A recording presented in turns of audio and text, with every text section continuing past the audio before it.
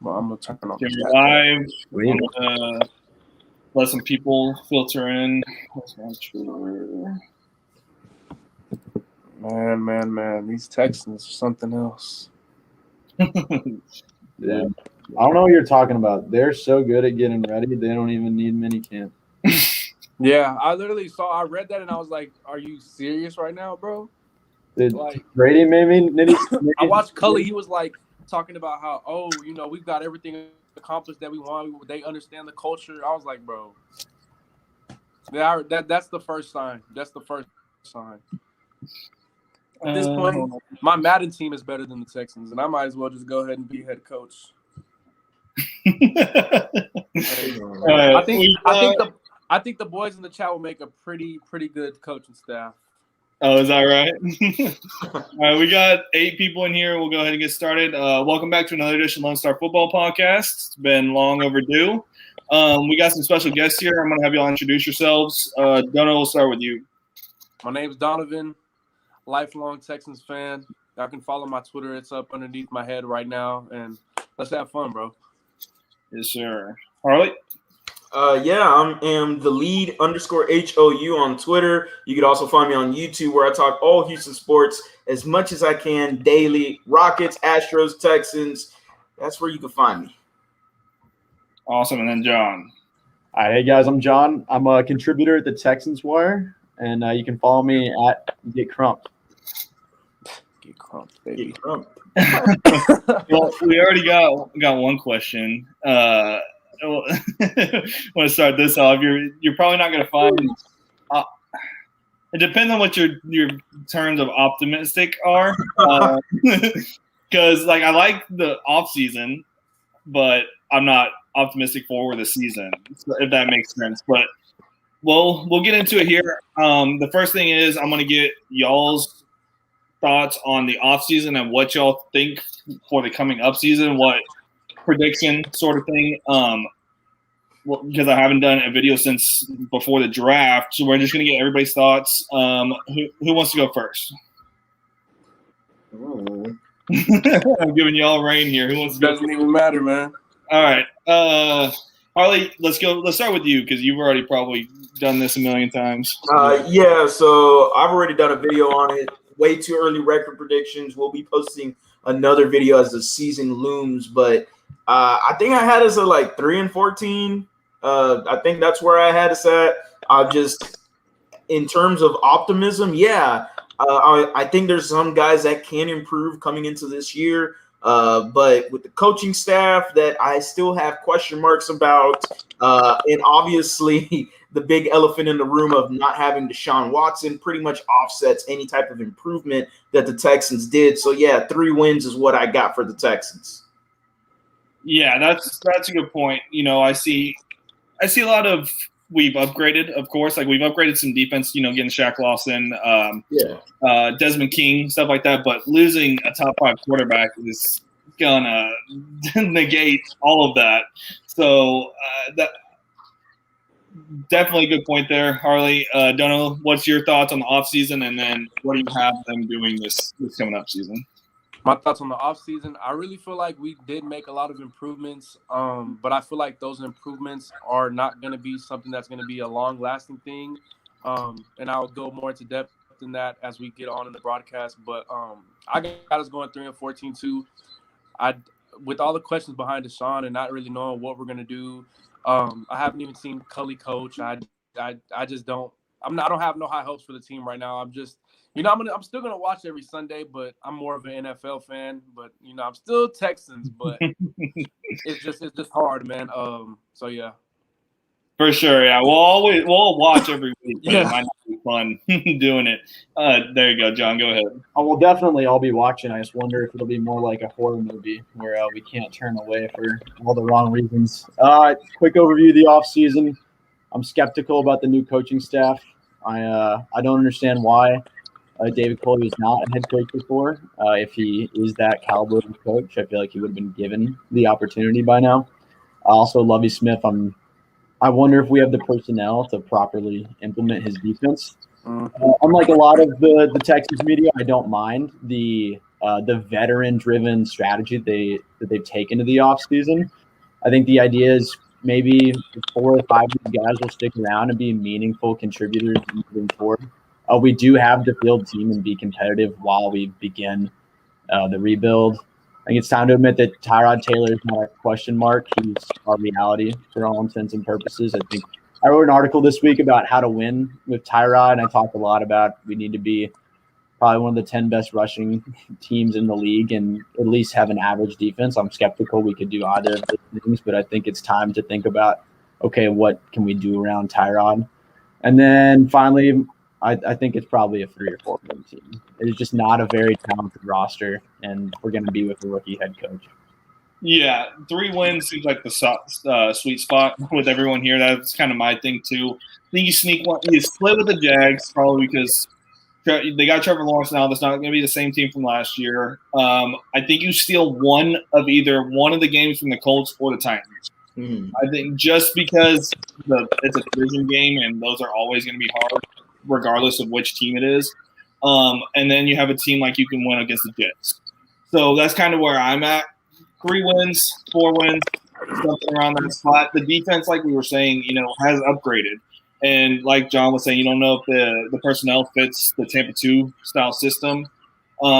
They have teams to go out and get guys that are specifically not specifically, I would say, but better fits. Like they traded out McKinney, who obviously was not going to fit in the Tampa 2 system, and they went and got Christian Kirksey and who was the guy from Washington? Kevin Pierre-Louis. Yes, thank you. So went out and got guys like that. So it will be upgraded, but like we were saying earlier, the loss of Deshaun, going from a guy like Deshaun to Tyrod, who are 2 completely different play styles. Tyrod does not want to throw the ball down the field. He wants to play it safe, and he's not going to throw a lot of picks either. But with the guys like Brandon Cook and another guy who's been used mainly as a deep threat, and Nico Collins, you got a guy that's not going to push the ball down the field. How are those going to work together? And then like John said, a top 10 rushing game. What's y'all's thoughts on if we could possibly do that? A top 10 rushing game. Harley, let's start with you. Top 10 rushing games are going to rely on what James Campen can do with this offensive line. Now, I love the competition that we've created and the depth. Really, like I am enjoying what I want to see from this offensive line. I was hoping we could get some of that last year. 2 years ago, we had an offensive line full healthy, and it was like 5-2 record, something like that, where it was pretty solid. So hopefully this offensive line goes back to doing their thing. And, you get a top 10 rushing attack. You got a combination of Lindsey, David Johnson, Mark Ingram, and who's the other one, Rex Burkhead. Whatever comes out of those guys, if one of them gets cut, possibly could happen as well. But, top 10 rushing attack is needed for Tyrod Taylor in this Houston Texan offense. Completely agree. Dono, you have any thoughts on that? I don't think we're top 10. I think we're going to be in the middle of the pack just because the offensive line chemistry is still not there. You brought in Justin Britt at the center spot. You don't know if Titus or Marcus Cannon is going to play the other guard and who's going to play the tackle now. I think we'll be in the middle. I think we'll be highly improved though because Philip Lindsay, although he's 5'8", 5'9", he likes running between the tackles for one.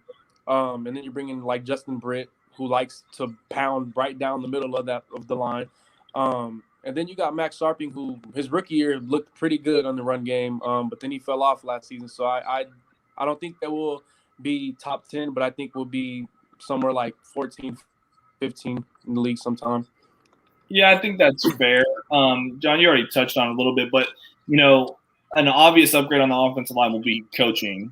Like, it's just absolutely crazy to me that you had 3 first-round picks and 2 second-round picks invested in the offensive line, and then you're ranked 26th in the NFL.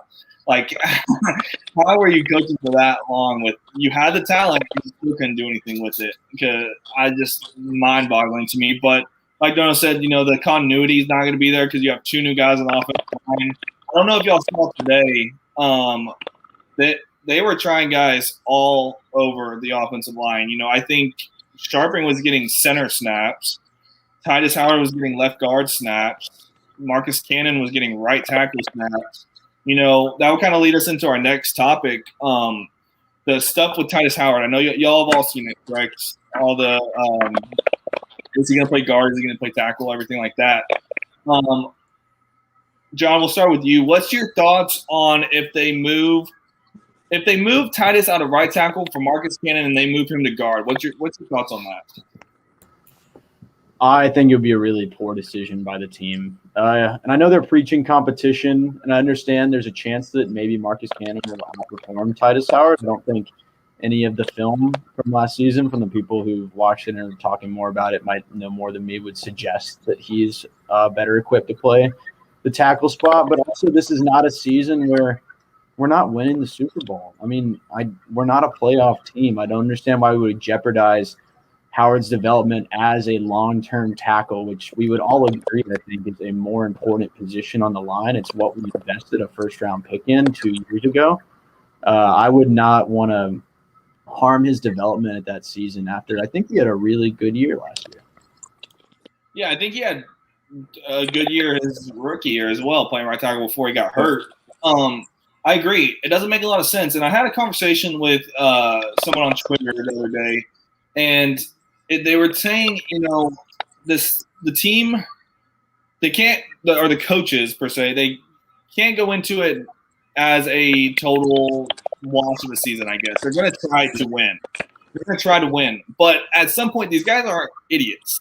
They got to know that th're not competing for anything right now or contending for anything, that they're not in a position to really win. They are – it's like, Matt Rule last year going into Carolina. You think he was – going in there, we're going to try to win right now. Yeah. Do you think Robert Snell's going to New York trying to win right now? It's that these guys, especially for first-year coaches, it takes them 2 to 3 years to get the organization ran how they want it anyways. So you're trying to get a new head coach in there, and you think they're trying to win games right now? It just doesn't make a lot of sense to me. And so can we even say that Marcus Cannon is better right tackle right now than Titus Howard? No. No. Yeah, exactly. No, sir. So what are you trying to do here? Are we trying to move Titus to guard because he thinks he can be, or they think he can be an all-pro level guard? That's the only reason I think you move him. Harley, what are your thoughts on that, man? Yeah, I mean, I'm right there with you. If they have the possibility of, Titus Howard, if Campen believes Howard can transcend his game into an all-pro level at the right guard position, then okay, maybe I could work with that. But I mean, I'm not down with the idea of changing him at right tackle. He held his own against numerous pass rushers last year, the TJ Watts of the world and different guys. And he did his thing. And so him moving to right guard, again, I'm not behind the idea at all. Marcus Cannon is a guy that has a ton of injuries too that a lot of Texan fans haven't really looked into. This guy has had some little nagging injuries pretty much every year in his career with the New England Patriots. So it's something else that hasn't really been talked about a lot. So if he gets hurt, okay, now we're moving Titus Howard back to right tackle. Well, who's playing at right guard? Okay, maybe Lane Taylor. If not, he's the left guard or Sharping. It's just a little complex for me right now with the Texans. Right, and then even if he doesn't get hurt, he's 33 years old, Cannon. Yes. What are you going to do in 2 years when he retires? Exactly. You're going to put Titus back to right tackle then? You have to look towards the future with this thing. I didn't really get the move to trade for Cannon unless they were going to play him at guard in the first place. But if they're planning to play him at tackle, it definitely doesn't make any sense to me. Just because he has the experience, you're not going to stun a guy's growth who's been pretty good at the position already just to move him. Unless you think he can be an all-pro level guard. But that's kind of a tough sell for anyone right now. Because how are you going to sell anyone on all-pro? I think even with him being possibly being an all-pro guard, I think he could be an all-pro tackle. That's number one. So I don't really like the whole moving him with that. And like Harley said, between his injuries and then Cannon sat out last year. So how can you just automatically say, hey, we're going to give you that right tackle? You didn't earn it. You sat out for a whole season. Titus has been there. He's held his own. I don't see a reason to move Titus. Cannon is already at his ceiling. Probably not even at his ceiling anymore. I think he's on that downward slope. And Titus has so much more potential, so much more to go. And for him to be holding his own against the TJ Watts and everybody like that, I don't think that there's a reason to move him. So selling me with the whole, he could be an all-pro guard, I don't really see it happening because I think he's going to be a solid right tackle in the league. And he's still, 23, 24, somewhere around there. So yeah, you have him and Larry Tunsil, those are two spots I don't think need to be touched on the team that should not be touched. And I feel like what you're doing to Titus, if you move him, you're doing the same thing to him, what you did to Lonnie. And I don't know what the Texans have with moving players' positions, but I don't agree with that at all. Yeah, like you were saying, you have your booking tackles. The right tackle is the more important position. It's mind-boggling to me if that's their plan. But now, like we said, Max Sharpring getting center snaps. Maybe they're just trying guys everywhere, and like they're actually living up to that competition motto. But at the end of the day, if we come out week 1 and Marcus Cannon's at right tackle and Titus Howard's at guard, I'm going to be very disappointed. Do y'all have any more thoughts on that? No, sir. I'm going to be disappointed also, man. I don't see the bigger picture on that, man. I don't. Yeah. You have to look to the future on a move like that. My only justifiable would be that they see a tackle that's coming up in the next few years that can solidify the line and moving Titus in there. But you have to show me somebody serious at that right tackle spot for me to even consider it. Yeah, that's a huge gamble. Yeah. Okay, let's get into the next topic, the more recent news that came out. We all saw the Kellen Mond stuff. I believe it was his dad, Kellen Mond's dad, saying that the Texans were going to draft Mond if he was there at 67 over Davis Mills. Dono, let's start with you on this one. What's your initial thoughts on them potentially taking Mond over Mills if he was there at 67? Honestly, I'm going to start off with Davis Mills. I was highly frustrated with the pick. But, I sat down and watched his film, and he's got the potential of being something good. I don't think he's a starter day one. I think he's a developmental product, but I feel the same about Kellen Mond. But Kellen Mond, to me, was just very inconsistent. He's a good quarterback, but he was just very inconsistent between his reads and then who's throwing. It's just not there. So I feel like it would have been a fan favorite to take Kellen Mond because he went to A&M. He's right up the street. He's from San Antonio. But I feel like I don't really have a say because I feel like it's just, even though Davis Mills doesn't have the film to back him up and Kellen Mond does, I would rather have Davis Mills, honestly. Right, and I was wondering how much of, like you said, he's from Texas, he played in Texas, his dad's probably a Texas guy. How much of that is, the guy wanted his son that's played in Texas his whole life to continue to play in Texas? Yeah, and I feel like it's just the pick of the litter. After Lawrence and Justin Fields went off, I think it was just whoever you think is the best fit. So I don't really there was no 3, 4, 5 to me, honestly. So right. So Harley, let's go to you on that. What's your thoughts? Honestly, I don't really care. I don't really care what Kellen Mond thinks, or his dad or his agent. I don't really care. We got Davis Mills, and to me, I agree with Dono.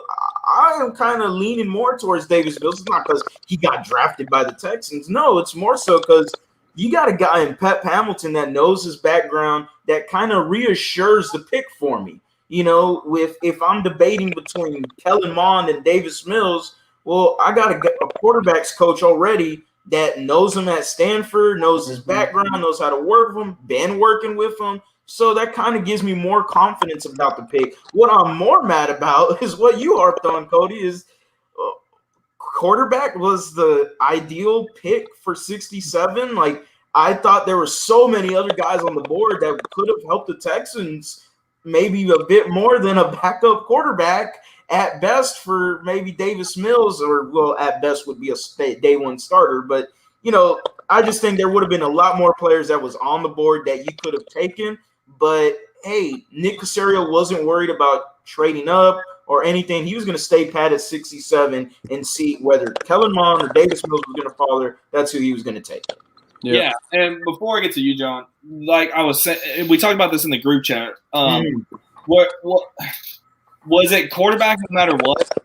That's what I have the problem with, because if the motto is best player available regardless of position, and especially in a situation like ours where we needed everything. Yeah. You're going quarterback regardless. Like, I have a hard time believing, unless they had round 2 picks on both those guys, that those guys back to back were the best player on the board. Only way I can see it. Yeah, I just have a hard time. That would be a tough sell to me. But John, let's get into your thoughts on this situation. I mean, like all of you, I did not like the Mills pick.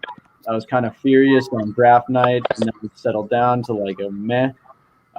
He's a nice developmental prospect. Most likely ends up as a nice backup for us. But my initial thought hearing the Mond report was that I was disappointed, because it makes it sound like it was quarterback or bust at 67, no matter what. And my next thought is I'm kind of impressed, because if Davis Mills was the backup plan, they did a hell of a job selling that to the fan base. Because all we've heard is, Pep Hamilton vetted this guy. Like, we knew a lot about him. Like, this was the quarterback we wanted, like, very high on our board. So I think that there's a report. Didn't Davis Mills, like one of his parents, talk about how the Texans had told him he would be the pick? His sister. Okay. Yes. Right. It feels like there's a conflicting report here, so I'm not sure what to believe. But where there's smoke, there's generally fire. I think the biggest takeaway from this is that Houston wanted to come out on day 2 with a developmental, which, like we would all think, of how likely with how high we're likely to be picking this season, I don't understand. Right. And then, like, my thing is, if Mon was there's conflicting reports, obviously, but if Mon was the guy, why didn't you trade up for him? Like, if you have convictions on a player, go get him. That's GMs say that all the time. Mm-hmm. And if Mon was the guy, you were just going to let him fall to 6 or hope he fell to 67. Like, you traded up for Nico Collins. Why wouldn't you do it for Mon if he was indeed the guy? So that's my thing. Conflicting reports on it. But we actually got a special guest here, boys. Uh-oh. I hope he's ready. Oof. I mean, kind of ready. You not ready? No, I'm good. Yeah, I'm just walking back from baseball. Okay, So we're good. I wasn't sure if you were setting up or what, but how you doing, bud? I'm good, man. I'm tired. It's been 2 long days now. Had to drag the kid off the baseball field since he wanted to practice all night. Oh, nice. Hey, dude. I mean, that's a good sign, though. Yep. So, what'd I miss? So what we kind of did was we talked about, your thoughts on the offseason and what you expect for the Texans this season. Do you want to touch on that? I mean, the offseason, most part I wasn't paying a whole lot of attention to it, but kind of just going back and looking through things. The coaching staff, I really liked what they did with the coaching staff. I know a lot of people don't have high hopes for Cully, but I think people put too much weight on the head coach and not enough weight on the people built around him. You got guys, the offensive line coach they brought in, Hamilton, the guys like that, just guys that have been places and had decent success elsewhere. Players really respect and look forward to being able to learn from, and I think that's huge. And then as far as talent wise, not much can be said about you go out and sign a bunch of guys to 1 2-year deals. You retain a few guys that were kind of questionable: Vernon Hargraves, David Johnson. But you can only do so much, right? Like you can't completely gut your roster and expect to be able to be competitive at any level, regardless of what else is happening. And so I think, because Serio came in and they've done a really good job of putting together a roster of guys that, you're not going to have a whole lot of superstars. You're not going to have J.J. Watt, DeAndre Hopkins, Deshaun Watson's on your team doing this. But you could find guys that pan out and you end up, extending to, 2-year extensions, 3-year extensions, stuff like that allow you to build a very, very solid foundation moving forward, and be competitive and turn that roster over in a much shorter time than what we've seen teams like Cleveland and Miami do, where it's taken them a decade to be able to be competitive, Right. And so I think, the front office has done a really good job of that. I'm really excited to see what happens with this linebacker group. I think that they've got, getting rid of Bernard McKinney, I think was imperative because the guy just was not a fit. He's not built. He's a solid run stuffer. That's it. He's a liability in pass coverage, and in today's NFL, you're going to get killed unless you have guys that can cover. So. Oh, absolutely. Especially in this system, a lot of it is the linebackers covering, and if McKinney was having to carry the seam, we would have been in a lot of trouble there. But like you were saying, Pat, I think this year is just they brought all these guys in to see who's worth keeping for next year. That's kind of my thoughts on it. The competition, the motto, I love it. But this year is just, I don't want to call it a wash, but it's more like a see who's worth keeping for the future. Yeah. And I think, they and even if, you have guys that come in and are really good, like say Phillip Lindsay pans out and he puts up, 900 to 1,100 yards and scores 7 or 8 touchdowns. That's a guy you definitely want to keep around, right? Right. But say that puts him in a position to where he's going to get a decent little payday, and then the Texans aren't willing to up on that. They let him walk. He signs a decent deal somewhere else, and they gain a comp pick for it. That's a formula we saw. That's New England is. I know everybody hates this, but New England is carried for years. But it's a smart idea, So. Oh, for sure. I completely agree with that. We got a question I've been seeing in here earlier. I wanted to answer. Would y'all be open to trading for Tyler Boyd? No. No. Anyone think maybe? I guess it depends on the price for me. Like, what would y'all think it would take to trade for someone like Tyler Boyd? Day 2 pick. I mean, Yeah. probably 4 or 5. 3 if you're that desperate. I don't know if desperate, that's like kind of a lack of a better word, but I mean, I don't want to downgrade Tyler Boyd's value. He's a solid player. But he's a slot receiver. Pretty predominantly just a slot receiver. Yeah. So, I mean, 4th round pick, maybe even a 6. I'll throw 2 6s at him. Call it a day. I would take that. I would say no right now, just for the simple fact that I don't see Tyrod does not stretch the ball out. We already have Brandon Cooks and Nico Collins. Brandon Cooks is going to be that deep ball that Tyrod won't throw. And then the jump ball, I don't think he's going to want to risk that ball either, even though to me it's like an 80-20 with Nico Collins. And then you got Randall Cobb in the slot, paying him all of that money. And I still think, I know people hate it, but I still think Kiki is going to be a solid slot. I don't know why. I've just always been sold on him. So I think Tyler Boyd is good, yes, but I think that we need to save our picks. And I feel like another one of their things that they're going to do throughout the season is all these players that they sign. I know a lot of people are saying, we should keep them, sign them to these deals like the Phillip Lindsays, the Desmond Kings. Truthfully, I think Nick Caserio's plan is before the trade deadline, he's just sending them out for the picks, just bringing the picks. I think that would be a good option for us, one of the options that we should have. But Tyler Boyd is a good player, but I just don't see the need for it right now. I just got to go 2 years without trading any more picks. That's where I'm sitting up. I can't trade any more picks right now. I can't. Knowing them, they'll trade Tyler Boyd for the first round, bro. 2 firsts, and we're out of luck. Any more thoughts on that from John or Pat? I think that they would probably want a day 2 pick, like a 2 or a 3. And, I mean, I'm looking at his contract right now. It's a $10 million cap hit. The dead money wouldn't be terrible after this year if something bad happened, 2.8, 1.4. But there's so many good receivers in the draft that we can have for very cheap. It seems like every year the quality of player coming from that position is better and better. And I would have a hard time trading, especially for where we are right now. We're not really built to compete at this moment. They're starting to come out a dime a dozen.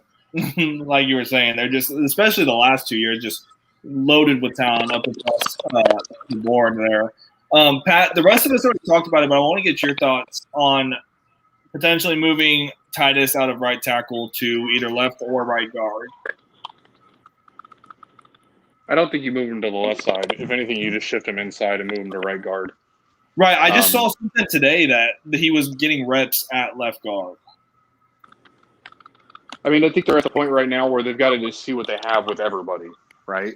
Like, This is OTAs. There's no pads on really outside of a helmet. They're in, T-shirts or practice jerseys for the most part.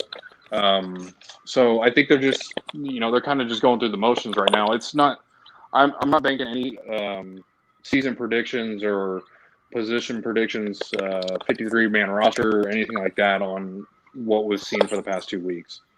It's just it's way too raw. I don't mind the idea of Cannon playing right tackle and Titus slipping inside, but if that happens, Titus has to stay at right guard for the remainder of his career. It can't be a thing of you've brought him in, you've taught him how to play right tackle now, and then you're going to shift him inside, and say in 2 years when Cannon's gone, you want to move him back outside. You can't do that. You can't keep shifting around a young player like that, regardless of his ability. The term versatility has two meanings.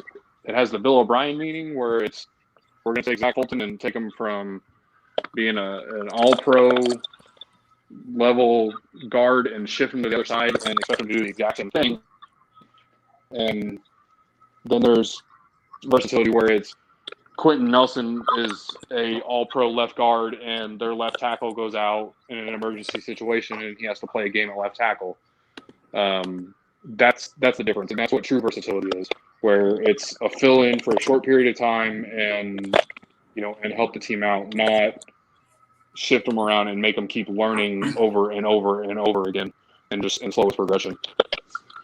Oh yeah, completely agree. I think we all kind of agree on that. It's just tough for us to see the move long term, because what happens when Cannon isn't on this team in 2 years and then you move your right tackle who had been pretty good at the position to guard, and now you're looking for another tackle? Well, you have Charlie Heck. Oh, stop it. Stop it. Stop it. I don't even want to get started on that. Oh, man, I love Charlie, bro. Charlie. What's wrong with Charlie Heck? His just I don't know. I'm not doing it. I'm not doing hurts that. to talk about it. Just hurts. So I haven't done anything on the draft prospects since I haven't done a video in forever. Can we kind of talk about that, guys? Except we've already kind of touched on Mills. I think we were all kind of pissed off at first and then grew into it. Or at least for me, I grew into it when I realized, this probably means Deshaun is gone at this point. Yeah. And that maybe you weren't getting certain quarterback you thought you were getting back in whatever trade, if it's now or if it's next year, whatever. But the rest of the draft, how did y'all feel about the rest of the draft? Harley, let's start with you. From Collins to Lopez. The trade up for Nico Collins. I was like, oh, okay, that's a little bit a lot to be trading up for. And then you grab Nico Collins, and I'm like, I like this pick. I like Nico Collins a lot. 6'4" guy, especially with positional coach like Robert Prince, who's been acclaimed as a guy that's really helped out Kenny Golladay in his career with the Lions and many other receivers down there as well. So Nico Collins has a very similar build to Kenny Golladay, 6'4", 215. So, maybe, that works well together. And then after that, you had, Garrett Wallow was the next one, I believe, yeah? Brevin Jordan. Brevin Jordan, there we go. I forgot about him. Brevin Jordan was exciting for me. At first, I was like, man, did we really just get a tight end? Like, instead of, fully just thinking about it, and I'm like, okay, well, I'm looking at this Brevin Jordan fella, and I'm like, man, this guy can ball. Like, this guy's a really solid football football player, like just straight down the facts. So especially with a guy like Tyrod Taylor who loves tight ends. You go back to Buffalo, Charles Clay was a really high target for him between 15 to 17, and maybe Brevin Jordan could potentially develop something like that, so it's not too mad at that. Garrett Wallow is a guy I actually scouted and put on my one of my draft videos that I did on YouTube. So not that I was very high on him, but his athletic ability of the move from safety to linebacker, you could still see some of the awareness that he has, that leader of the defense. And then you go into Roy Lopez, who I think he has an ability to actually beat someone out and possibly be a backup or a starter even. And by starter, maybe not by week 1, but sometime maybe towards week 7, week 8. And so, all of them combined, I thought the draft overall was not bad. Like, I gave it a pretty much a 80, flat 80 was my grade for it, and I was kind of content with it. I agree with that. I'll let John, you can go next. I'll let you get, and then I'll give my thoughts at the end. Yeah, John, go ahead. All right, the rest of the draft after Davis Mills. I thought Nico Collins was a great pick. He fills a very obvious need for the team. I don't think we have any receiver other than Isaiah Coulter that's taller than 6'2". Maybe it's him and Chris Conley. Regardless, we need size at that position. I think it really hurt us that we didn't have someone to. I mean, we had Will Fuller, but after he was suspended, just a bigger guy to try to move the chains than you can ask to go beat a corner one-on-one in that way. I thought that's a very obvious need. He's got a lot of potential. Brevin Jordan, I thought it was really good value in the 5th round, considering he was. I saw him as high in tight end 2, and most people he was at least in their top 5. That's another position that it feels like for years the Texans just keep drafting guys at tight ends. And, I mean, none of them – it's been kind of disappointing. I think Hale Waring's the latest guy. Like, we had high hopes for him to not hit it all. But it can't hurt to keep trying at that position, especially when he was anticipated to have gone earlier in the draft. And then Wallow and Lopez, I kind of grouped them together that you hope that they both should make the roster. They were drafted, but maybe one of them finds their way into rotation and can be a meaningful player for us next year. Cool. Dono. So for me, my mock drafts was nothing like what the Texans did. So it was kind of I was kind of thrown around for a little bit. But with Nico Collins, I love the dude, bro. I'm not even gonna lie. Him and Brevin Jordan, I love them both. Nico Collins, one just because of his height and how he stretches the field. He can polish a little bit more on his route running, but because he won't bully in the NFL like he did in college. But he's so technically sound that I think he'll be successful in the league. That's for him. And then Brevin Jordan, I just am excited to watch him play. I want him to start. I know everybody talks about how, it's going to take a few years to develop him. But if you watch him in Miami when they run those pistol sets like the Ravens did, because didn't the Ravens tight ends coach come over here or something like that to help with the passing game? So I think you use him in a lot of roles as our tight end, as that fullback or running back in the pistol set. I think he's got a high ceiling. And then Garrett Wallow, I think he's going to be a solid rotational player if he gets in, but I think he's going to be more of a special teamer for us. Mm-hmm. And Roy Lopez, I truthfully think Roy Lopez will be – I don't think he'll start soon. I don't even think he'll start this season, but I think he'll be in the game pass rushing because that's where he's successful at because his quickness, his twitchiness off the line when the ball snapped. But his size kind of bothers me a little bit in the run game.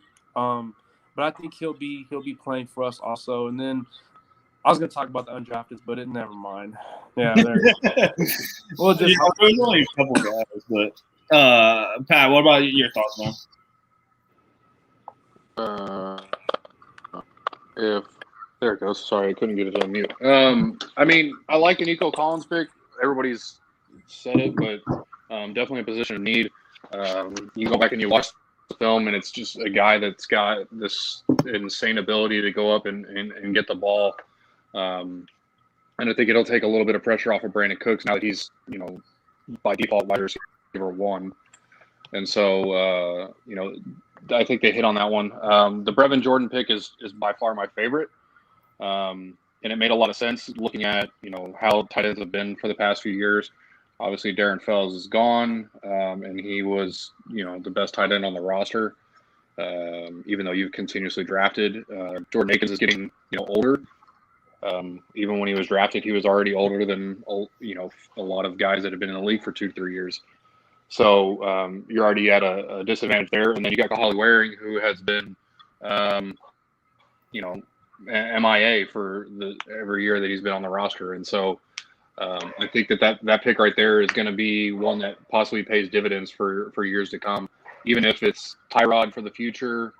Like someone mentioned earlier, how he loves to throw to the tight ends, or if it's another quarterback. It's always good. A quarterback's best friend is having a safety net, and a tight end that can go out and get you 5-6 yards and bail you out of a play is a good thing to have. So, and that's what he's going to be able to do. As far as Wallow goes, I'm not too crazy about it. I think it was a wasted pick considering the amount of linebackers that they brought in. Who knows? He may turn out to be somebody that beats some of these guys out and gets some playing time. I just think it was a waste. And then Roy Lopez is coming into a group that's had a lot of turnover recently. DJ Reader's gone, Brandon Dunn's still here, but you've lost other guys here recently, Carlos Watkins, and oh boy, who's the guy that went to the Cardinals? Golly. Blackson? Yeah, Angelo Blackson. There's been just a ton of turnover in that group here recently. And, even though he's a 7th round pick, he's just got, this endless potential to become somebody, that can be that on that defensive line and make a difference for several years. So, again, Brevin was my favorite out of the draft. But I've got some high hopes for Roy Lopez. I really do. For sure. So my thoughts, I like Nico Collins. My thing was he's going to need some pretty heavy development. Michigan, it's not his fault. Michigan did him no favors. They just sent him deep every other play and just said, hey, if we throw it to you, go up and get it. If not, then you're basically what Cooks was for LA his last year. They just sent him deep as a clear out. That's all it was. Like he only ran like 4 routes there. He needs to expand his route tree a little bit. I think he can be something. I think he's probably at best a wide receiver, number 2 wide receiver. I don't know if he'll be that Mike Evans type wide receiver 1 or anything like that, but I do like him. My favorite pick of the draft was Brevin Jordan. I do wish he was like an inch taller. He's like 6'3" and 3/4. But a guy that, we all hate the word now, but versatile. 2 years ago, he ran inline a ton, did well. This last year, they switched him out. They did both. They did inline and slot and wide work, but he ran in the slot a majority of the time this last season. So a guy that can not only play inline and, he's not a great blocker, but I did see some stuff that he's probably better than Akins, as it is right now. But him being able to go out in the slot and run routes, and he's not the fastest guy on the field, but he was – I don't even know who to compare it to. Watching his film, it was weird how we call it slippery, how easily he got open, considering he's not – or his testing numbers weren't that great at least. Mm-hmm. Maybe it's just one of those things that it's game speed, But Brevin Jordan, a guy that can go inside and out, something that we really needed from that position. That's what the position is becoming now. All those guys can go in line and play in the slot. Wallow kind of, I think of like a Brian Peters mold for him, a guy that's going to be on the team for a while, and he's going to be a special teams ace and play when they need him for injuries or whatever, but I don't see him becoming anything that special or anything like that. He definitely needs development. He took a lot of false steps, and his footwork needs a lot of work, and I don't think he's a Mike linebacker. He's probably more of an outside or backside linebacker, I'm sorry. But if he becomes a Brian Peters mold, what round was he drafted in the 6th? I think if he becomes a Brian Peters in the 6th round, that's a win there. Mm-hmm. And then Roy Lopez. So I actually went to school with a guy who played at New Mexico State with Roy Lopez while he was there. He's not that tall. Like, I forget who was saying. I think Harley was saying it. But he's big. He's 315 pounds or so, and he's super strong. I even texted my buddy, and he said he's probably as of right now, one of the top 10 strongest guys on the team. That's something we needed, a guy that can get under the offensive lineman and demand double teams, because since we lost Reeder, that was not there last year for sure. But if he can develop into a rotational D lineman, that's a win as well. That's my thought on the draft. I did have a question here pertaining to the draft. Let me see if I can find it. Okay. Real quick, what rookie do y'all think makes the immediate impact for the team? Brevin. I say Brevin because, like you said, for one, I think he's going to start. Maybe not week 1. I really hope he starts week 1, but sometime throughout the year he's going to start. Just because, in fact, he's a willing blocker. He doesn't shy away from the blocks. When he gets a hold of you, he is nasty. I've watched some film on him. And like you said, he plays inside, outside. He creates mismatches. And even though he's not going to be the fastest player on the field at the time, he's smart. His IQ is there. He finds the holes. He knows when to switch up his routes and how to run his routes and where to run them. And I just think, because I think Tyrod's going to be starting it off. So I think he's going to be that check down guy that they go to so often. And I think that's going to be the most noticeable one that we'll see starting off. But I think between him and Nico, it's going to be good. Sooner or later, it'll be good. For sure. And that's something I actually forgot to mention, that those guys, both Nico and Brevin Jordan, get them blocking on the outside. The corners can't get off of them, either one of them, just because they're big as shit. And, Brevin's used to blocking defensive linemen, and now he gets to block a corner. Get a wide receiver screen with those guys blocking, like, you're going to get some yards there. And Brevin runs screens, too. He runs screens, too. Yeah, exactly. Harley, I think we're all going to say the same answer, but – Yeah, I mean, I lean towards Brevin Jordan too, just because I think he can be a day one starter. I really do. I think that's how much I'm invested in him, just because I could see him as tight end 1 and Nico Collins as wide receiver 2. And if they're going to run the ball a lot more, I've already harped on it. Tyrod Taylor likes, of course, running the ball and throwing the ball to the tight ends. Like I said about Charles Clay, who has a similar size and build to Brevin Jordan. They could use him as the H-back kind of thing that Charles Clay did for Buffalo in 2015 to 2017. So, yeah, I'm totally leaning Brevin Jordan. Yeah, and then, John, do you want to touch on it? You said Brevin Jordan. I'll break rank here and say I think it's Nico Collins. Sure. His draft capital, and like I said, he just represents a different receiver than anything else we have. I saw a comment that Conley, Coulter, Cooks, and Moncrief are over 6'2". I think Cooks, I looked it up. He's listed at 5'10". And then if Dante Moncrief makes our team, we're in trouble. That guy is the definition of he's been on every team in the league. Isaiah Coulter, I hope he's great. He was a 6th-round pick from the previous regime.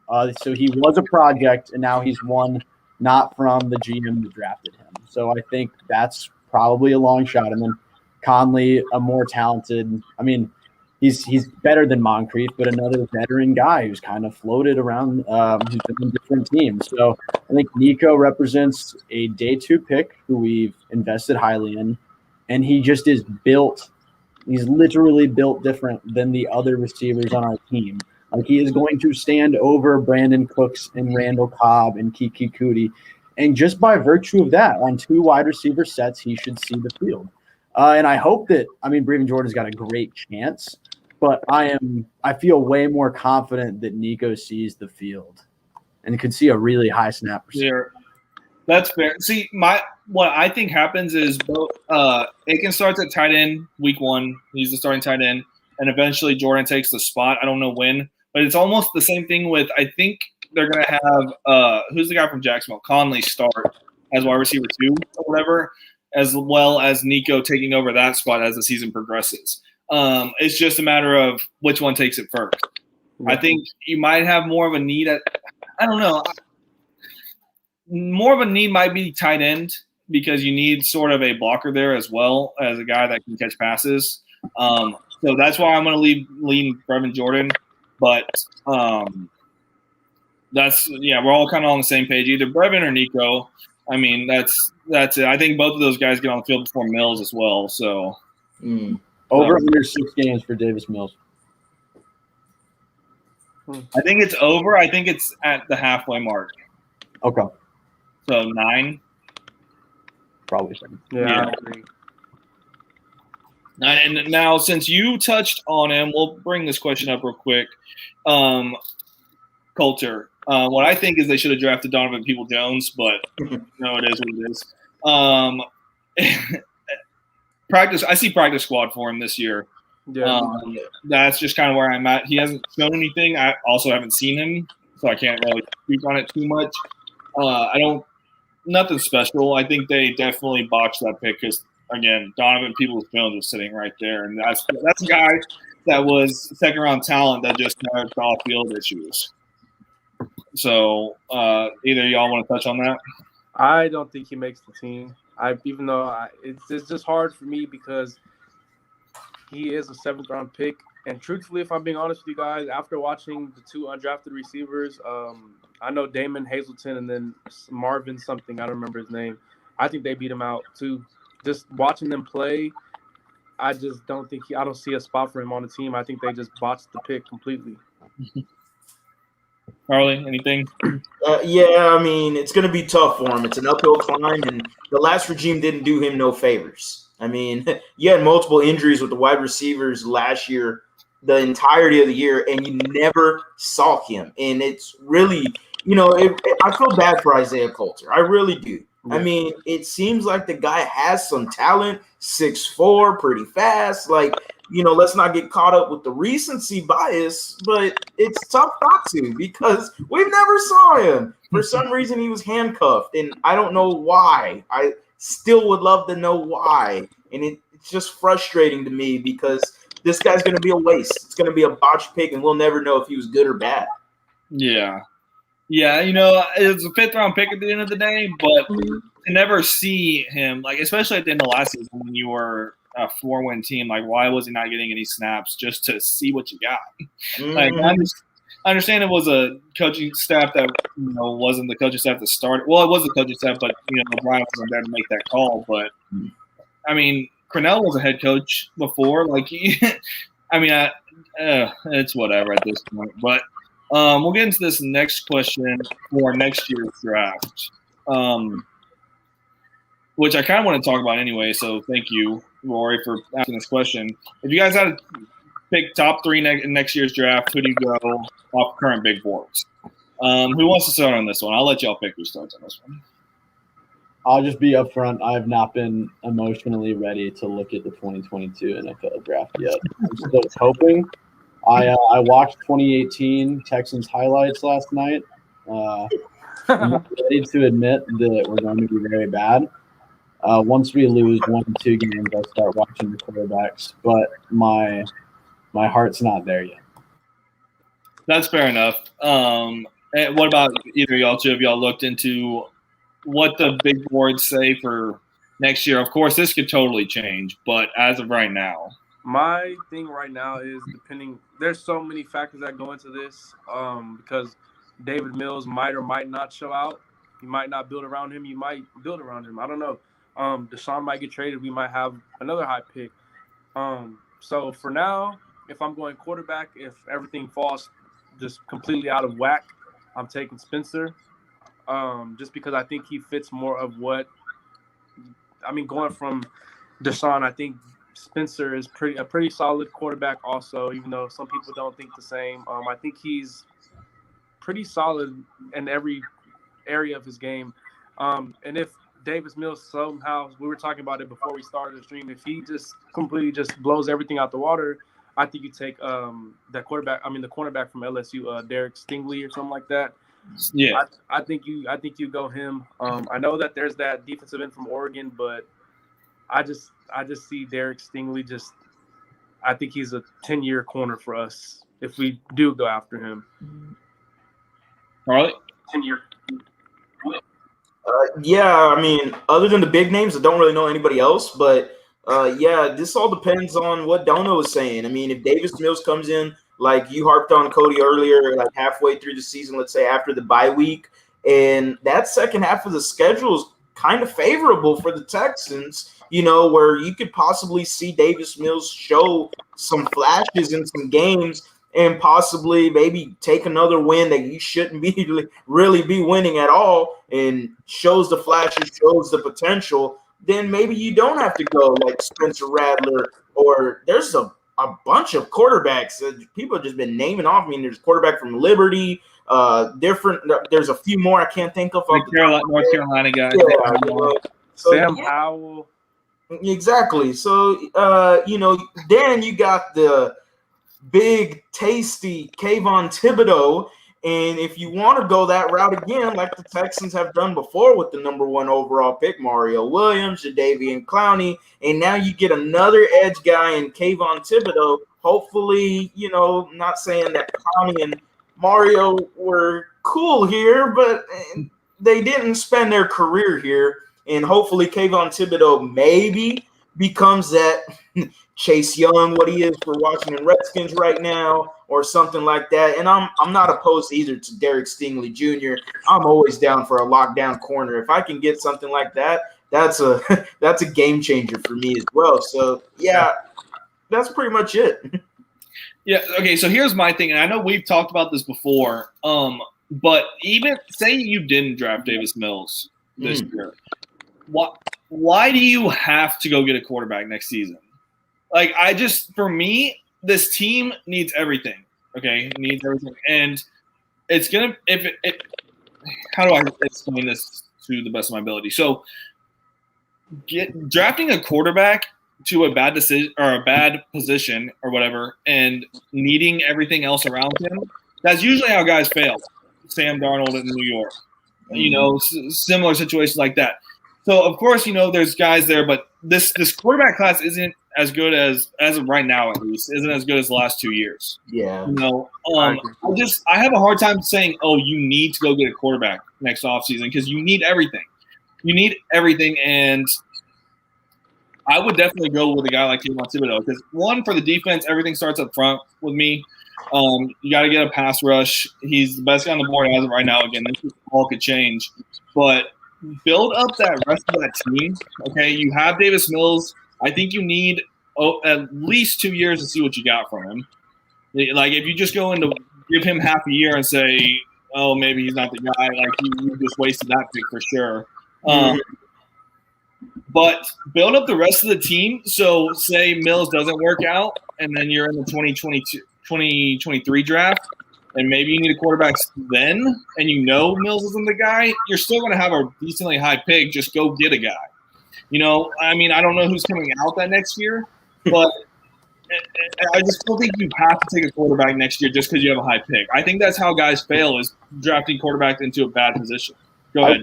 I will say, though, let's look at the New York Giants. I think they had the number 2 overall pick in 2017, no, 2018, and they took Saquon number 2. And then they're like, we'll take a quarterback next year. We're going to get this elite guy. And the next year, what happens? The class doesn't pan out. They're in the top 10 again, but this time Kyler Murray, it looks like he was the only guy worth taking. And they reached, and I'm not a Daniel Jones believer. I don't know if you guys are. So I think one of the big arguments for taking a quarterback is never assume that you're going to pick number 1 or even in the top 5 again, because the NFL changes so much from year to year. All it takes is you hit on 2 picks, 3 guys develop, you have 1 big impact free agent, you get a few more turnovers, and all of a sudden that's 4 or 5 more wins than you had the previous season. So that's kind of why I'm operating like, hey, we are guaranteed to be a really bad football team this year, I believe. Like, if we're in the top 5, the top 3, unless there's a huge run on quarterbacks before us and the positional quality drops, I'd like to come away with one of those top guys, because you never know what next year's class is going to look like or where you're going to be picked. For sure. I mean, the draft that year in itself is a crapshoot. Trying to predict next year is going to be hard enough as well. I just am of the mindset that you don't have to take quarterback if you don't love a guy right there. Like, you don't have to take a quarterback because you have the number 1 pick. Like, I just think the rest of the team needs to be built anyways. You're not going to win anything by taking a quarterback right then because they need time to develop. They all do. That's my mindset. I would go Kayvon Thibodeau because I need the defense to be better. I need it to start up front for one. That's my route. But if you got like the 3rd pick and the quarterback you might have wanted is gone, Thibodeau's gone, Stingley for sure. Again, but who knows who might pop up during this next season, especially with it being more of a normal college football season. I changed my answer. I'm going with Thibodeau now. I just looked at the roster, bro, and I'm just imagining, having Thibodeau at the end. Say Ross Blacklock pans out. You got Ross Blacklock playing there. Then you got Shaq Lawson. Oh my gosh. And then you got oh my gosh. I'm more comfortable with having Bradley Roby, Desmond King, and Terrence Mitchell than I am having Malik Collins and all. I mean, Malik Collins, I don't know. He could be. We'll see how they use it. It's one of those, but like now that I think about it, yeah. You can't. I don't think you can go wrong with either pick. Honestly, you can go with Stingley or you can go with Thibodeau. It's just. And then plus, if Deshaun's traded, you have an extra pick to go address the wide receiver position, a linebacker position, a corner, a safety, whatever you want to do. But I don't think you need to get into the playoffs. I look at Matt Schaub. We went into playoffs how many times with a solid defense with a mediocre-ish. I mean, I know we had Arian Foster, but a mediocre-ish offense. I think we can still make it in, but I think we got to knock out the defense before we start going offense again. I agree. I think we need to fill even like say it was you get a late first-round pick for Watson next year. And you go center. I think the rest of the team just needs to be addressed. And then you get a quarterback. So he's not. I just don't want to get a quarterback into a bad position. Then he just busts because there's nothing around him. That's my thing. We'll go down to this one. We're kind of getting back into this season. Hypothetical here. Let's say Deshaun Watson plays this season. Obviously, he's not going to play. But what does your record prediction change if Watson is on the field? Yes. Easily. No doubt. Yeah. I mean, we already harped on this. Like me and Cody said, I mean, not having a top 5 quarterback offsets the improvements of the team. So now add the top 5, top 3, arguably top 2 quarterback back. Now all of a sudden, okay, now we're rocking and rolling. You got Mark Vandermeer saying his lines, and everybody's happy again. And you got David Coley looking like a clapper over there on the sidelines or whatever. But, with Deshaun Watson, you're looking at somewhere between 9 to 11 wins. Deshaun Watson's a gamer. He's going to keep you in every game like we saw last year. He's going to keep you in every single game. What says with an improved defense should be improved. And should be improved offensive line, should be improved running game, and Deshaun Watson helps Nico Collins' potential and his ability. So yeah, with Deshaun Watson, this team could argue for potentially the AFC South division. Like they're right there with the Colts and the Titans. For sure. My thing is we've upgraded. I don't think it's not enough to a point where they would be contending, per se, if Deshaun Watson was playing. But, you go look at the games from last year. What was it, 2-8 in one-score games? Yes. I think you've upgraded enough to go 5-5 in those games. Mm-hmm. So what are we looking at? 8 wins at that point? I mean, 8 wins with Deshaun. I would take that for this season just because of how everything came out.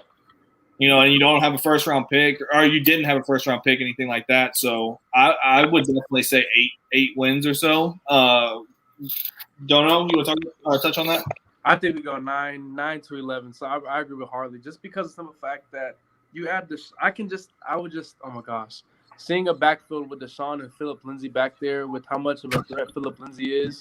And I think the whole offense changed. I don't think you switch around all the players. I think Titus stays at right tackle because of his bond with Deshaun. I think if this was like a utopia, if this was the perfect world, the offensive line, Cannon goes to guard. I think we win 9 to 11 games just because the defense is so much more improved. The backfield, the receiving core, I think Brevin Jordan and Deshaun would just the development there would be so much quicker for both Nico Collins and Brevin Jordan, just having somebody like Deshaun helping them out. Oh my gosh, I would fall in love with that team again. It still needs some work, but it'd be a lot better. For sure. It's not perfect, but all the things right now that we're either skeptical or very sure will not work, I think that we would feel more optimistic. It's like by virtue of having a top 5 quarterback like on that team. I mean, if Bill O'Brien and Romeo Crennel could like split an award for the like anti-coach of the year, it is so difficult to have a quarterback like Watson and win only 4 games. Like quarterbacks are the life raft in the NFL. They should make it so that, hey, you have a very definitive floor. Like it's going to be very challenging for your team to bottom out as long as this guy's taking the field every week. And somehow, some way, we won 4 games. I think just by the law of averages, like replace again like the worst possible coach, one of the worst coach football teams I've ever seen last year, with even a slightly below average coach team. I think that's a few wins right there, and I think we have reason to believe that it will be better than a slightly. It could be a well-coached, average coach team, and that can make the playoffs with Watson. So yeah, I would be saying it's a 9 to 11 win team like these guys if Watson was coming back. Yeah, I mean, how many games last year were there where we were driving to win the game and something happened? The 2 Colts games were fumbles. The Vikings game was a drop touchdown by Will Fuller. This one was Watson's fault, but the Bengals game he fumbled. We were driving in on that one. What else am I missing? One more. QT fumble. Titans game. Yeah. Which Titans game? So the one A.J. Brown deep touchdown pass? Oh, yeah. Or not something like that? And then the other Titan game as well. Yeah. So Texans gonna Texan. For sure. If y'all have any more questions, we're going to take a couple more. But, guys, do y'all have anything y'all want to touch on? Maybe off-season stuff before we answer a couple more questions, get out of here? No. No? Good. Nothing? Well, one thing I did want to touch on, just quick thoughts, the canceling practice stuff. No. Terrible decision. No. I don't even want to talk about it. It's just no. What about y'all? I don't know. 3 days of canceled practice to me doesn't suggest that 4-12 or 4-13, whatever the record is better for this team. I understand you got a whole new coaching regime and all this great stuff, but like we already have no expectations for the coaches. So what is 3 days really gonna like do for me? I'm kind of in that boat. I don't see. Yeah, sure, canceling it. Yeah, I didn't really like it at first. The more I thought about it, I'm like, oh, okay. I thought we were the only team that canceled. So that's why I was upset. I'm going, whoa, what are we doing? Then I see, Eagles also canceled their mini camp. Like, come on, man, we got a head coach that might be just as dumb as ours from what I've seen in press conferences. So, like, I hate to say dumb for David Cole. He seems like a very nice guy. I'm not saying he's dumb, but so I'm not too high and crazy about it. I mean, Tom Brady is fresh off his 7th Super Bowl and 43 years old, and the Tampa Bay Buccaneers are the first Super Bowl champions to bring back all 22 starters, and they also have a very old head coach. And you know what? They decided that they needed minicamp, but apparently our 4-12 team with significant roster turnover, a brand new coaching staff that includes an entirely new scheme on the defensive side, just decided, you know what, we're so efficient, we learned it all in 1 month. We did everything we needed to do. And we have playoff teams. You have the Super Bowl champion saying, no, we want that mini camp. I think this team has not done anything to prove we can trust them to be canceling their mini camp. And you touched on it. A few other teams have canceled it, but the Niners are for the most part a very veteran-driven team with an established head coach and GM And I mean, they've just got a rookie quarterback, but they were in the Super Bowl 2 years ago. The Colts, I saw they canceled. We're galaxies away from being the Colts right now. I'm absolutely baffled. The optics alone are terrible. And the fact that this team is so afraid to put themselves in a situation where they have to answer a question about Deshaun Watson without saying no comment is striking. So I'm just not. Yeah, I see both sides. Look, obviously you want your new. I mean, how many new guys was it? How many roster transactions was it? Like 50 or something like that. You want those guys to practice, and you want maybe it helps you get the progression along a little bit faster. But at the end of the day, this season is what it is. If it helps, if you go 3, like Harley was saying, 3 and 14 instead of 4 and 13, it doesn't really make much of a difference to me. But I see both sides because you do obviously want your new guys to be able to learn.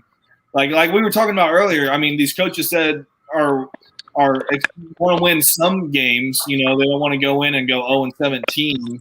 But at the end of the day, I think they also understand that they probably aren't in a position to win anyways. So 3 days, maybe if it was a week and like Harry said, and we were the only team that was doing it, then I might be a little bit more upset. But at this point in time, I can't be too critical of it. Do we have any more questions from the chat? Let me see.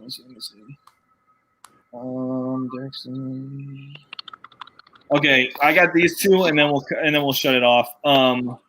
This one's kind of an interesting question. You think Spencer turns out like Johnny Manziel?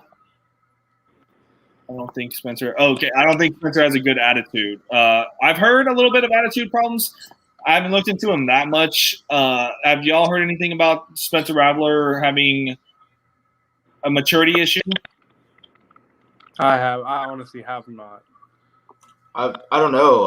I don't really know. I haven't obviously delved into any of the quarterbacks and really so much the draft class of 2022. So, I mean, I don't know anything off the top of my head. I always see this on Twitter, and I see it too, but I don't know what it is. Like you had Baker Mayfield running from cops and stuff, and you saw that over everything. I haven't seen Spencer do. I don't know, but maybe it's like I don't know because who was the last Jalen Hurts?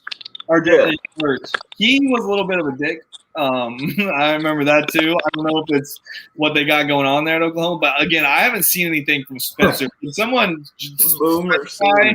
Yeah, what's up with Spencer? I don't know. I think Johnny Manziel was batshit crazy, and just he still really hasn't even matured. I think he has his own category.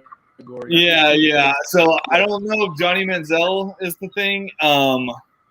I have to watch more film on him, to be honest, before I can really make that comparison. I got to see his game film before I can make a comparison like that. And then the last question for the Deshaun Watson trade. Would you rather get a QB in picks or a defensive player in picks in a Deshaun Watson trade? Picks. Well, no, a QB in picks or a defensive player? Oh, defensive player in picks, definitely. Yeah, second option for sure. I agree. I agree with what you said. We don't need to draft a quarterback next year just because of the simple fact that you don't have everything around him to go succeed right now. So why waste 2-3 years of that player's career? So definitely a defensive player picks because, like I said, I think it all starts on the defense. And if you can bring in a solid defensive starter, and then like we said, draft Stingley or Thibodeau, I think you're doing just fine. You're headed down the right path. Right, and like, what quarterback would it be? I think, are we looking at Tua or Hurts or all of a sudden the Broncos and Drew Lock? And I know I'm not sold on none of them. I wrote a whole article about how we do not want Drew Lock. If the Broncos come with Drew Lock or if the Eagles come with Jalen Hurts, I am laughing that out the door. That is thought of as a valuable asset. Tua, I would be interested in just because of the principle you guys talked about that we would not have to force a quarterback pick, and he has the pedigree that it would actually be worth exploring. Like former top 5 pick before he had the hip injury, I think was the consensus number 1 quarterback in his class. Obviously, Joe Burrow was insane after that, so things changed quickly. But Tua, I would explore. I would love a package around multiple first-round picks in Tua, just because then we can give him a year, and if we don't know, okay, take more defensive players, and then reevaluate the next year. But that would seemingly give us the most flexibility. Yeah, I mean, whether it's Tua or whether it's man, I'm blanking on the defensive lineman for Miami from out of Clemson. Can't think of it. Christian Wilkins. There we go. Yeah, so whether it's him or Wilkins or a combination of both in picks, or if it's Wilkins and Howard in picks, like whatever it is, I would lean towards defensive players in picks. But I'm not opposed to the Tua idea at all, like a lot of other Texan fans have been. Like everyone, I don't understand it because everyone is opposed to it, yet they glorify Pep Hamilton. So I that's what doesn't make a lot of sense to me. Like, I'm like, well, we got Pep Hamilton. Well, oh no, Tua, he had a horrible hip injury, and then he's a lefty quarterback. You know, those lefty quarterbacks like Michael Vick did horrible. I mean, like, no, we're not going to do that. Also, back to the Spencer Rattler thing, I don't see nothing. Apparently on Netflix, he had some attitude issues, but people said that it wasn't anything like crazy. I don't know. That's just random to me. I got you. But back to this, I agree. I would definitely take a chance on Tua and just have a quarterback competition between him and Mills for next season or whatever it may be. But if I had to choose out of the two, I'm going defensive player and picks because I think it's far more likely that you get more of a sure thing out of a defensive player than you are out of Tua or Hurts or anything like that. So, I mean, even if you were to get a guy like, say for instance, Jalen Phillips out of Miami, you know, even though he's a rookie and you don't know what you're going to, I think that's a safer bet than going with Tua just because it's the quarterback position and it's ridiculously hard regardless. Then I feel like it'd be a waste of a third-round pick because I think you're going to give more attention to Tua than you will Davis Mills also. So it's like you could have took Joseph Asai. He was on the board right there. If you really thought Tua was going to be that guy that was going to develop Tua into this – I mean, I'm not going to say develop because Tua is a pretty solid quarterback. But it's just a waste. It's another waste of a pick to me, honestly. So I think having that quarterback battle, yes, it'd be good, but you could have took Joseph Osai if you really thought Tua was going to come along with that package. So I'd rather just get a player. Or Melifonwu from Clemson. Yeah, like it was so much talent that I know. Yeah, for sure. I would definitely go defense player. It's just safer, in my opinion. And one less need you got to touch on because it is safer. But that should be all from us, guys, unless y'all have anything else y'all want to touch on, or we good? 2023 draft class. DJ Ugalele quarterback. Out of where? Texans. Where's he from? I have no idea. I don't know where he's from, but I mean, no, from Clemson. I'm sorry. Clemson. Okay, that's what I thought. Clemson quarterback. I'm sorry. I thought you meant like origin country. No. What school is he coming out of? Yeah, no. I mean, you got him. You got a guy. I believe it was Bryce Young from Alabama. C.J. Stroud from Ohio State that I've looked up right now. I don't know who those two other guys are. I know DJ. I know his deep play ability. It flashed a lot in that Notre Dame game. At Clemson, he showed a lot of arm strength. Somebody maybe that, you know, if you want to go down the Kayvon Thibodeau or Derek Stingley route, like you mentioned, all of us mentioned in 2022, 2023, maybe DJ Ugalele, you know, but you just rock it like that, you know? I mean, for sure. Well, guys, thank you for coming on. Y'all drop them follows on Twitter and on YouTube for Harley there. And hopefully we can get this going again soon. All right, man. I appreciate y'all. Thanks for having us, man. Have a good one. Appreciate you. And